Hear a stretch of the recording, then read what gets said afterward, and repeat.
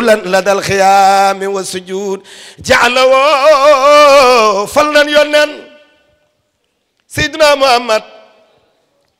جعله فلنا إمام رسول الكرام في المسجد الأقصى وفي كل المقام جعله وسيلة الأنام وخصوا بأعظم الأعظام شخصات بنينا دعمدات قوم عيسى في واحكم بكل خصلة عليه شخصات بنينا دام جودو لذات ذاتي فهام في ذات مع الآيات شخصات بنينا دهر دهره الكتاب هو جديد لا يختشى تعرف ولا يعيد هو المراد من جميع خلقه وهو مكرم بعز صفخه هو السراج في السماء والأرض وهو سفي كلنا والباد ما من شريف محمد لمننا هو الذي أعطي ما يشاء ومثله بدوtul gis ku mel ne Seydina Muhammad wa mislahu lam talid nisaa nee na waat naa diggante asamaan ak suuf kenn dootul gis ku mel ne sama maam Seydina Muhammad jigéen loo baax baax lu sa sëy rafet rafet dootoo sukk jur mukk ku mel ne Seydina Muhammad wa mislahu lam talid nisaa wallahi ma fil ardi wa samaa'i كفان لأحمد من الأسياء شيخنا الشيخ سعد بنينا ودود وداخل الخوم بالمستوى وذاك من أكرمني لهم كبا شيخنا الشيخ سعد بنينا وأمن البعد به والبعد عليه خول ثم رفض شيخنا الشيخ سعد بنينا زويت عنك زينة الحياة فكان حزق شهود لذاتي شيخنا الشيخ سعد بنينا زينة رسول الله في أبراهيم يبدفني نماغل برام بريرور بچ مدينة زينة رسول الله في أبراهيم muy sunu mbokk sëriñ maam Cheikh Mbacke Khadim Awa Ba di nuyu sunu mbokk sëriñ Cheikh Ahmed Tidiane Sy sëriñ Abdoul Aziz Sy Al Amine radiyallahu ta'ala anhu jiite cadre unitaire aussi de l'islam xanaa su ma ko tuddee tudd maam Cheikh tudd naa ñëpp di nuyu sunu mbokk sëriñ Abo bu sunu waajur sëriñ Muntaxa yaakaar naa Abdou tudd na ñi fi teew ñëpp di këru diine dafa mel ni sëriñ maam Cheikh ci moo introductif am tënk na waxtaan wi ndax waxtaan wi dafa ñëw ci waxtoom fan yëpp ñu ngi gis ay jiixi jaaxa ci li nga xam ni mooy sunu patrimoine commun muy sunu patrimoine immatériel mooy Sénégal particularité bi ñu gis ay wax fan yi jóg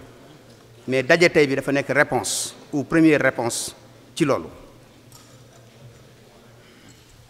may léegi rek maa ngi wax ak Serigne Cheikh ak Serigne Sidi Ahmed di wax ni Sénégal dañu am chance bu ñu am xamul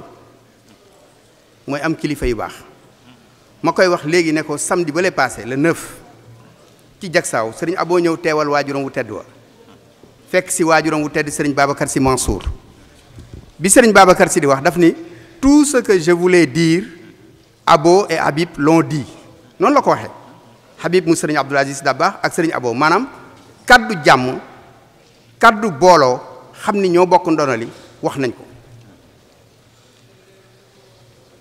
ñu nekk nag ci contexte bu doy waar ñu indi thème boo xam ni dafa résumer lépp la citoyenneté et la coexistence pacifique donc ay doomu daara su ñu wooyee ay doomu daara pour ñu war a waxtaane loolu yaakaar naa njariñ rek moo fa mën a jógee ay doomu daara tam wuy si ki ñu war a introduire muy Serigne Bakary Samb docteur Bakary Samb bi ma koy laaj sànq ñuy waxtaan nan laa lay présenter mënu ma neel doomu daara waaye man mii tam tey di sant bu baax ay yes ci cër bi ñu jox pour ñu modérer ko nekk ci ñaari kuréel yàlla def ñu nekk forum civil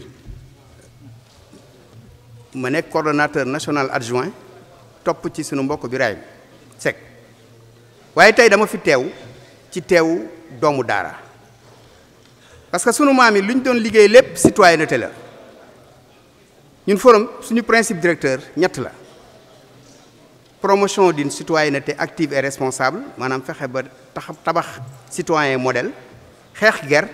ak bonne gouvernance dans toutes ses dimensions yorin wu sell. donc su ñuy wax tey ci citoyenneté man damay jël benn baat conférencier bi dina ci ñëw léegi muy le citoyen man citoyen ba dama koy tënk ci benn baat mooy doomu adama mooy nit ki nga xam ni borom bi moom la jël ne ko yaay sama kuutaay ci suuf inna ja'alnaaka xalifatal fil ard donc doomu adama boobu nekk kuutaay borom bi ci suuf donc dafa am mission am ay droit am ay devoir waaye borom bi yamul foofu jël kenn ci doomu aadama yooyu ne ko yaay gën ji mindeef muy Seydina Muhammad sallallahu alayhi wa sallam borom bi yamul foofu mu nit ëllëg daaru salaam këru jàmm ga ajjana du tedde malaaka du tedde mala doomu aadama boobu laay jël tere la ko aadama ajjana mooy tedde doomu aadama donc nga xam ni yàlla fonk na kooku donc thème bi ñuy jëkk a introduire deuxième thème bi sunu mbokk Ahmed Boucar moo koy def ak Serigne Sam Bousso dafa mel ni dafa lëkkaloo su ñu waxee nag ci conférencier bi muy docteur Bakary Samb nee naa doomu daara la koo xam ni la docteur la en sciences politiques mi ngi am master en études arabes islamiques université bu Lyon yëngatoom yépp nag mooy ci wàllu diine ci wàllu jàmm ci wàllu sécurité ci wàllu lan la ñuy def ba liñ naan radicalisme liñ naan tey ay salafis yu mel noonu ñu mën ko taxaw jànkonteeg moom ci xel sa lépp nag dellu ci diine mu bind ay téere yu bari bind na benn téere boo xam ni ñu ngi ko tuddee islam et diplomatie la politique africaine au Maroc bind na benn téere ci Boko Haram téere bi mujjee bind mi ngi tudd contestation islamisée le Sénégal entre diplomatie d'influence et islam politique moom nag Bakary xam nañ ko doomu daara la ñetti feebar yi nga xam ni tey bari na Sénégal yaatu na fi lool bokk ci ñett yooyu foofu lay tëjee introduire ko mooy borom xam-xam bu maanduwul maa ngi koy wax barki démb ne leen képp koo xam ni surtout muy imam wala njiit soo bëggee foo joxoñ ñëpp kàbbar julli joxoñal penku soo joxoñee sow di nga am safaan sa borom xam-xam yi maanduwul yaatu na léegi ci réew mi lool sa waxu daaw ak sa waxu ren wuute wax loo xam ni gëmuloo ko sa fen amul lu ko yées sa li ci gën a grave mooy day àgg ci ay kilifa keroog maam Cheikh a ngi koy wax ndax léegi réseaux sociaux yi dafa nekk loo xam ni nouvelle donne la lu waay wax mënatoo koo mim ndax YouTube ak WhatsApp ak Facebook ñaareel bi mooy jaayil bu oomal réew mi bari na fi tey ñoo xam ne am nañu alal mais amuñu xam-xam amuñu yar amuñu diine kooku nag su teraanga ñëwee day bajantu ñetteel bi nag mooy baadoolo bu falu baadoolo bu falu mooy nga jàppe ni pal gi yow sa ndono la yaa gën nit ñi fekk ñi jël seen kàddu dénk la ko ndax démocratie te de noonu yow da nga ko war a jàppe laxasaay jàppe ni masuuliya la jàppe ni responsabilité la nga ànd ak tiit mais soo jàppee ni sa lool moo fi aada boroom réew mi buuru réew mi yaay buur yaay bummi la daloon mbokk ma ba ko boroom alal ba dabee ci yoon yëkkati xaalis jox ko fekk mi ngi war a ngénte mu ni chauffeur bi kii ma jox lii kan la mu ni ko mooy diw mu ni ko sallallahu alayhi wa sallam ndax tiit maanaam jël nit jox ko cër boo xam ni du cëram sa maam Cheikh defe naa ni dafa tënk thème bi parce que doomu daara yi tamit il faut ñuy dugal seen kàddu ci ni réew mi doxee dañuy jàppee ni intellectuel moo ñu jàng nasaraan mais intellectuel dëgg mooy sunu maam yu baax yi parce que dafa ànd ak xam-xam bu ànd ak leer mais ànd ak jëfe exemplarité sa tey juróomi candidat wax na ko la ñuy tànn kenn rek moo ciy génn sa borom bi xam na ko mais kookuy génn su fekkee ni tey mode de système bi ñu am nii mode de gouvernance bi ñu am kooku dañ fi bàyyi dinañ am changement d'acteur wala continuité d'acteur mais duñu am changement de système parce que nit kookul dañuy jël lépp sa doomu aadama il faut mu am ay ngalab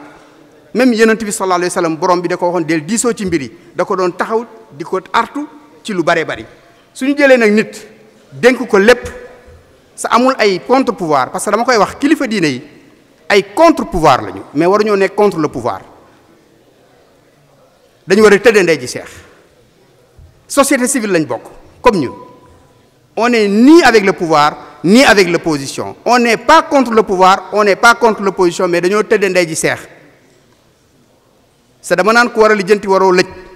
seen ñi lëj bari nañu léegi ci réew mi trop lëj mooy wàcc sa ànd dugg ci loo xam ni tey jaay nga sa ngor jaay nga sa diine te mu waxtaan wi yëpp ngor ak diine la. donc du ñu guddal dañ doon introduire su docteur Bakary comme waxtu yi moo tënk te kilifa yi jóge nañ fu sori war nañoo def synthèse bu gàtt door a introduire deuxième thématique bi docteur Bakary Samb dañ lay bàyyee kàddu gi nga indil ñu premier thème bi li nga xam ni taataan nga ko ci muy la citoyenneté jërëjëf. nasir alxaq bilxaq walhaadi ila siratika almustaqim wa ala alihi xaq qadrihi wa miqdaarihi alazim. mbokk yi fi daje maa ngi am mbégte di participer ci waxtaan bu mel ni comme waxtu bi tënk nañu ñuy rek beral ngërëm ñi nga xam ñooy AIS ki nekk ci bopp ba di Serigne Mame Cheikh Mbacké tey li mu fi wax sànq wane na ni daara ji moo ko ñor l'islam bi moo ko ñor ñëpp ànd moo ko ñor ndax ni mu waxee dëggal na li nga xam ni moo ay position ba nga xam ni amul benn doute ni objectif bi nga xam ni moo ñu dajale tey moom moo ko indi ndax nit su waxee rek feeñ ndax dañ ni kullun yadda'i xubban bi layla wa layla la tuqirru bi daaka waaye nag ida shtabakat dumuun fi jufunin tabayyana man baka wa man tabaka kon nag li fi jib ci ay kàddu wane na ni wax dëgg yàlla li ko ñor mooy réew mi li ko ñor mooy li nga xam ni moo ñu boole ñun ñëpp diine ji ak li nga xam ni moo aju ci Sénégal ñu war a waxtaanee ci minute yu gàtt ci wàllu citoyen boobu moom mooy kan baat bi yaakaar naa ni ci baatu tubaab bëggoon naa ñu jéem ko tekk ci suñuy làkk ba xam lan lay joxe waaye ala kulli xaal baat bi nga xam ni moom la ñuy utiliser ci làkku arab defe naa mooy muwaatin bu ñu nee nag citoyen bu ko tubaab bu waxee day am baat bu ci tegu mooy baatu cité mooy almadina wala nga ni qarya bu fekkee baat yi nga xam ne rot na ci alquran madina qarya balad yooyu yëpp rot na ci mais waxuñ ñu ci baat bi nga xam ne moo ŋànk baatu muwaatin muy watan kon est-ce que baat boobu di watan nga xam ni mooy la patrie wala muy état bi nga xam ni moo nekk suñu état forme bi mu nekk tey dafa nekk loo xam dañ ko jéggaani ci wàllu histoire ci forme bi nga xam ni moom la état moderne bi mu am état nation parce que soo waxee watan yaa ngi ci état nation te baatu état nation ku ne xam na ni wala concept bi dañ ko jéggaani ci littérature politique et sociologique de l'Europe du 19e siècle mooy baatu état nation donc premier problème bi am mooy dañu am état yoo xam ni niñ ko tëggee wala niñ ko ràbbee du ñun ñoo ko ràbbal suñu bopp mais concept bu ñu jéggaani la waxuma amuñu état ndax soo xoolee ci Afrique am nañu ay tradition d'organisation politique ay royaume ay empire du Mali empire du Mandeng te li nga xam ni sax moom la colonisateur bi tegoon ni day ñëw jàngal nuñ nu ñuy defee organisation politique dafa fàtte ni l'empire du Ghana àgg na ci apogème en l'an 900 c'est-à-dire que bien avant que Charlemagne nekk buuru France donc Afrique xam nañu état xam nañu aussi lu aju ci loolu mais soo waxee état aussi citoyen bi ci war a dund ci biir li ko tënk mooy li ñu tënk ñun ñëpp soo xoolee ci suñu wàllu constitution wala leneen dañ ni c'est commun vouloir de vie commune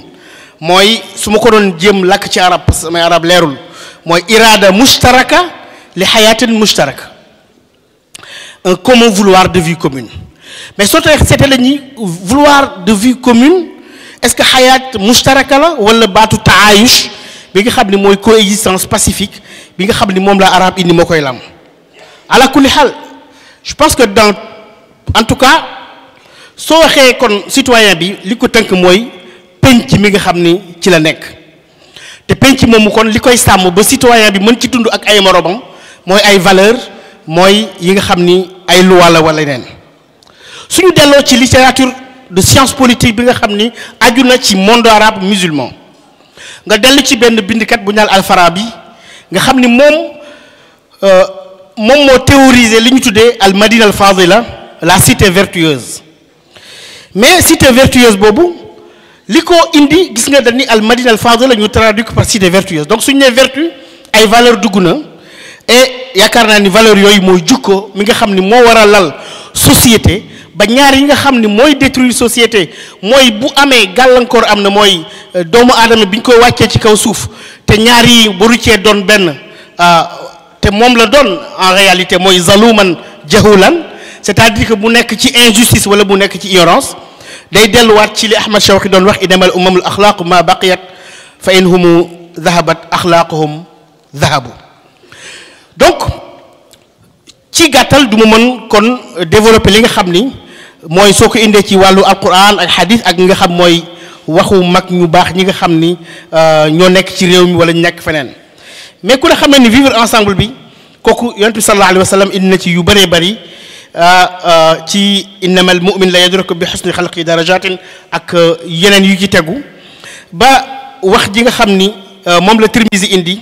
afshu salaam wa at'imu ta'am wasul arham ak ni mu ko waxee lépp loo xam ni jëm na ci jëmmal mbokkoo ak société boo xam ne day dund ci jàmm te loolu lu ko indi mbokkoo su amee rek mooy adamu taadi parce que soo xoolee Hobbes bi muy traduire li nga xam ne mooy société dañu l'homme est un loup pour l'homme mais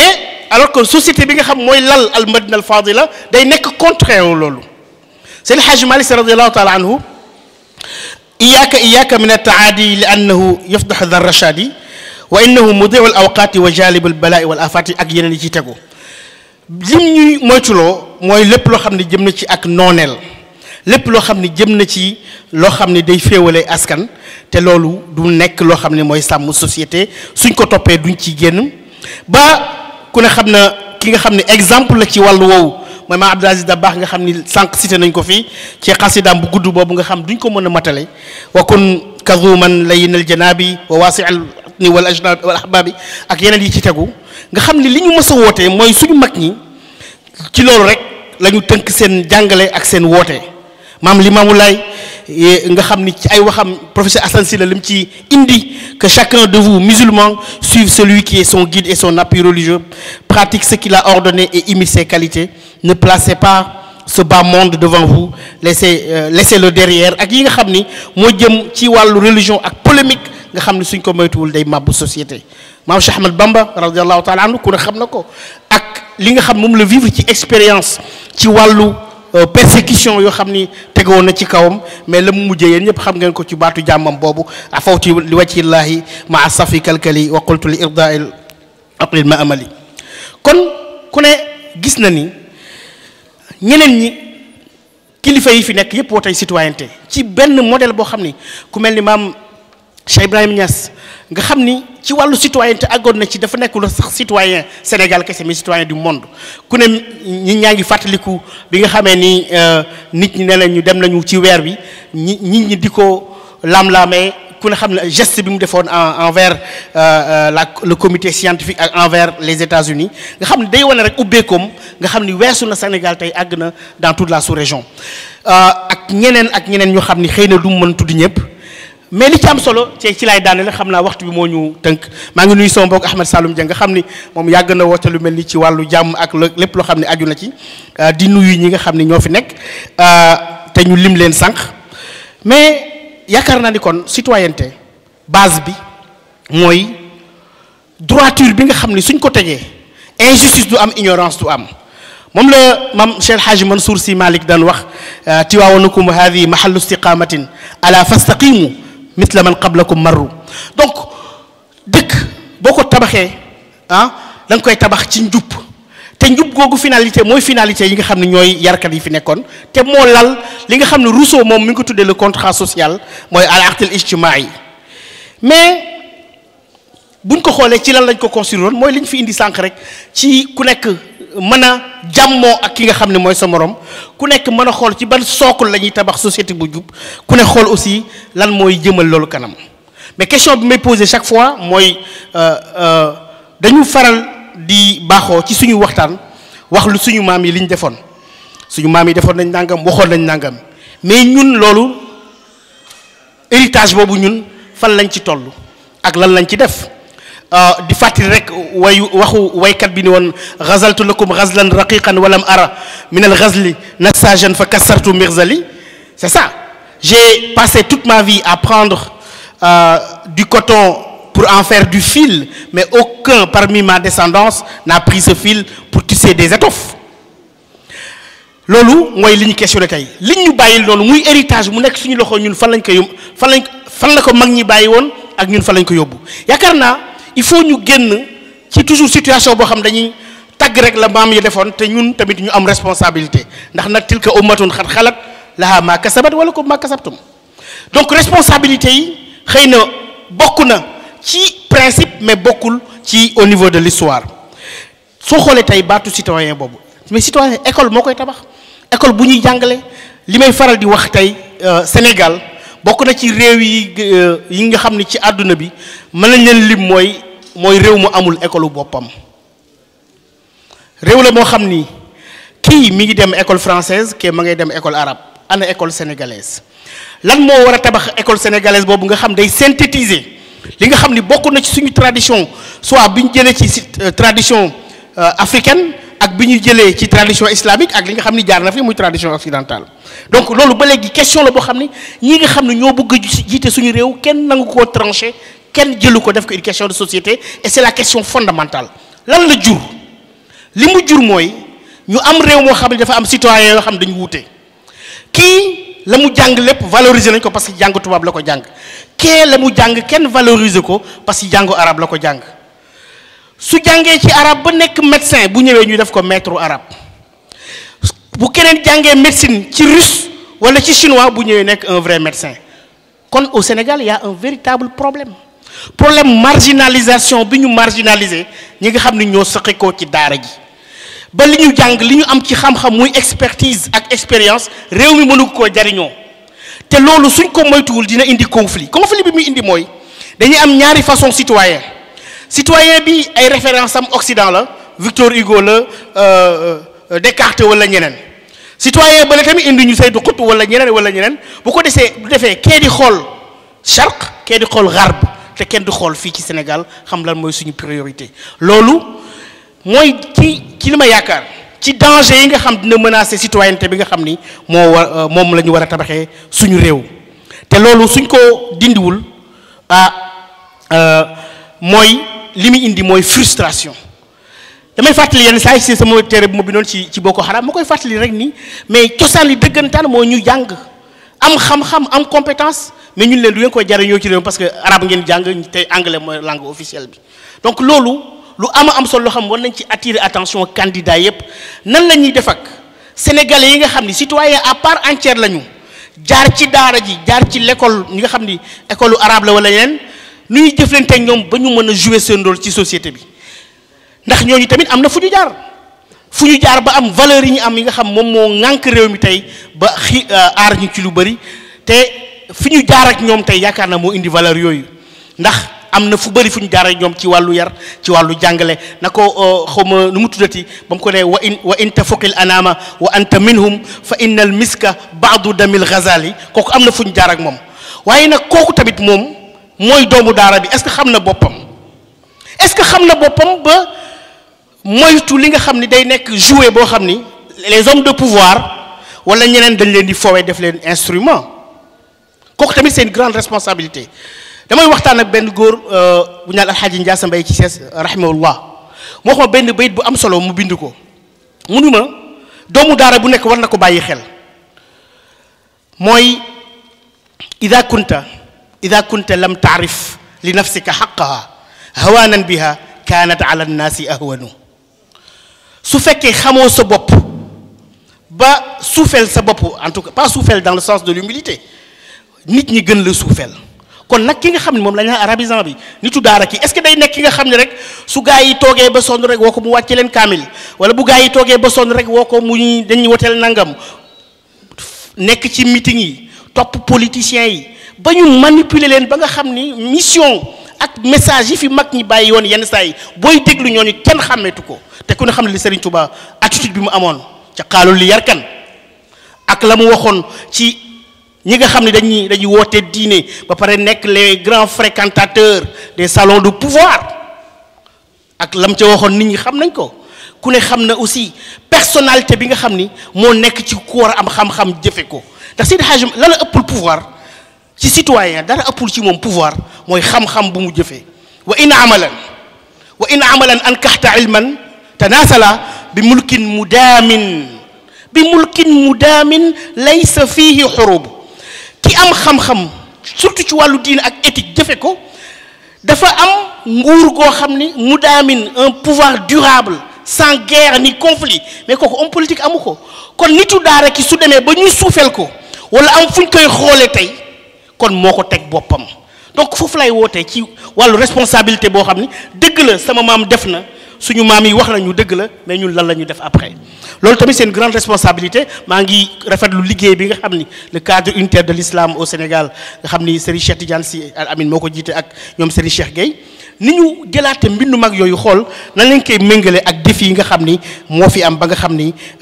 dinañ mën a taxawee place boobu te citoyen yamul rek ci koo xam lu jóg yóbbaale ko rusa ka rusa sayl le citoyen dafa war a am la critique sociale du ma am temps texte dellusiwaat texte sëñ Mbàkke Buso bi ci ngalandu du ma am temps delluwaat ci lettre bi mam Borom Tuubaa ci Sàmba Lawbe mais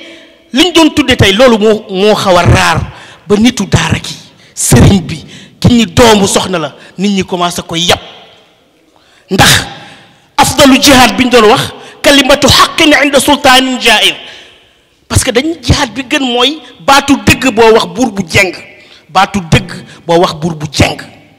parce que suñu taxawul rôle boobu ñeneen ñoo koy taxawee jël islam politiser ko détourner suñuy ndaw ci yeneen message parce que confréries yi joué tuñu rôle boobu loolu mu nekk ay questionnement yu am solo xëy na kàddu gi xaw na diis mais questionnement bu may teg ci table ji la parce que tamit yaakaar naa ni loolu lu am solo te war nañ ci waxtaan xam naa ni waxtu yi njëkk nañu maa ngi jéggulu su kàddu gi dëgëree wala mu ñàkk ay teggin wasalaamualeykum wa rahmatullahi wa barakaatu. njàngu mag ñi ak bindu mag yi fexe ba nu ñu koy dugalee ci curricula yi dugal ko ci daara yi nasaraan yi ba nga xam ni ëllëg dinañ am un citoyen modèle jàpp naa aussi beneen boo xam ne réew mi mooy crise des valeurs na am système national d'intégrité nañu fexe ba ñu baax ñi ëpp ñu bon ñi ñuy weer ñu baax ñi nëbb ñu bon ñi fi may terminer Mame Cheikh mooy am nañu plan Sénégal émergent PSE bu baax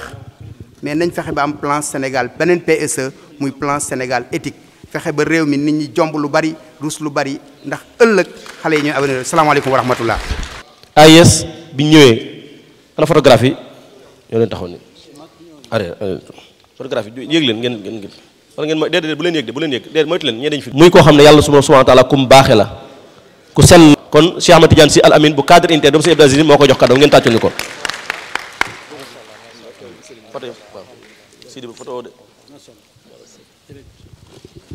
sëriñ la boo xam mi ngi Dakar di yar ay taalibim dégguñu leen ci bruit dégguñu leen coow dañ leen julloo dañ jaamu yàlla li sëñ Tuubaa bëggoon ci lañ nekk kon moo tax tam ñu jël exemple la boo xam ne bépp sëriñ bu yare